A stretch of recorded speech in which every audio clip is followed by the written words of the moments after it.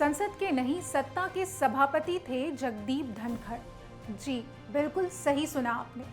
कितनी विडंबना है कि जिस पद की गरिमा संविधान ने इतनी ऊंची रखी, वही पद एक ऐसे व्यक्ति के हवाले कर दिया गया जिसने उसे सत्ता के चरणों में समर्पित कर दिया। जगदीप धनखड़ का उपराष्ट्रपति पद से अचानक इस्तीफा जितना चौंकाने वाला है, उससे कहीं ज्यादा चिंताजनक है वह कार्यकाल जिसने उस पद की मर्यादा को बार बार तार-तार किया। जगदीप धनखड़ ने इस गरिमा को सिर्फ नाम के लिए ही निभाया। उन्होंने राज्यसभा को बार बार भाजपा का राजनीतिक अखाड़ा बना दिया, जहां विपक्ष का अपमान एक आदत बन गई थी और सत्ता पक्ष की चापलूसी एक नीति।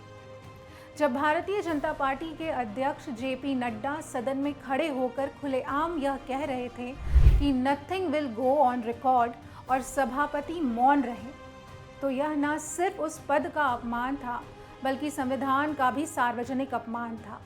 यह कहने का अधिकार सिर्फ सभापति का होता है, मगर धनखड़ ने मानो अपनी शक्तियां सत्ताधारी पार्टी को सुपुर्द कर दी थी।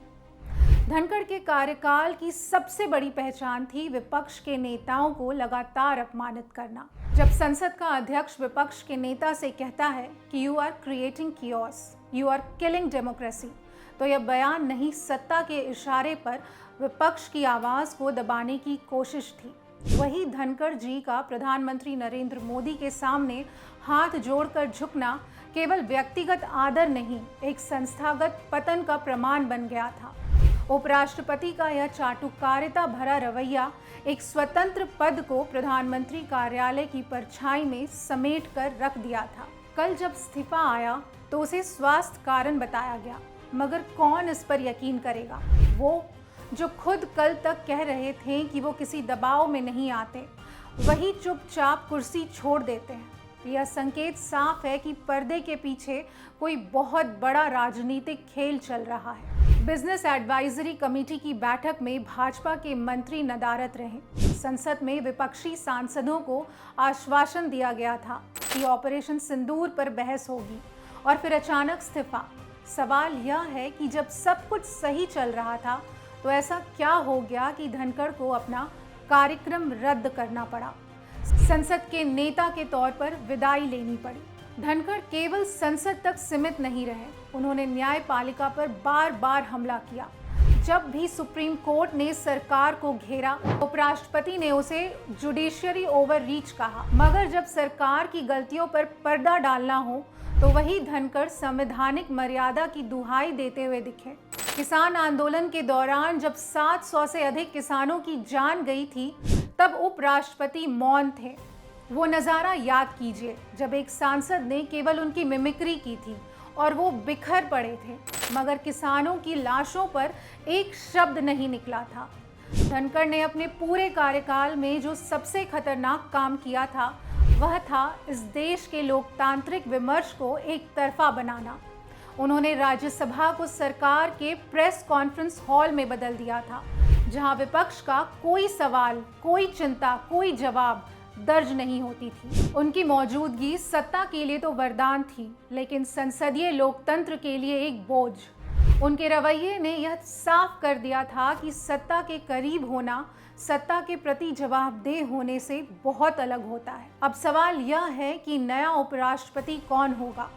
जैसा कि संविधान कहता है, इस पद का चुनाव संसद के सदस्य करते हैं, जनता नहीं। इसीलिए यह भी तय है कि जो भी सत्ता पक्ष चाहेगा वही चुना जाएगा। ऐसे में डर इस बात का है कि कहीं कोई ऐसा व्यक्ति ना आ जाए जो जगदीप धनखड़ से भी ज्यादा सत्ता के सामने घुटने टेक दे। ध्यान देने वाली बात यह है कि लोकसभा अध्यक्ष ओम बिरला को लेकर भी कई बार पक्षपात के आरोप लगे हैं। अगर राज्यसभा और लोकसभा दोनों ही सदनों के अध्यक्ष सत्ता के गुलाम बन जाए, तो फिर लोकतंत्र का रास्ता संसद से नहीं, सत्ता के गलियारों से होकर जाता है। धनखड़ का जाना कोई राष्ट्रीय क्षति नहीं, बल्कि यह पद के लिए एक राहत है। लेकिन यह तभी राहत मानी जाएगी जब आने वाला व्यक्ति संविधान, गरिमा और निष्पक्षता का पालन करे, सत्ता की सेवा नहीं। सवाल यह नहीं कि जगदीप धनखड़ क्यों गए, असली सवाल यह है कि इतने लंबे समय तक वह क्यों टिके रहे। और जब गए तो उनका समर्थन करने वाले कौन थे। जब पद गिरे तो पदधारी का जाना जरूरी है, मगर साथ में यह तय करना भी जरूरी है कि आगे वो कुर्सी सिर्फ बैठे रहने के लिए ना हो, बल्कि संविधान की आत्मा को निभाने के लिए हो।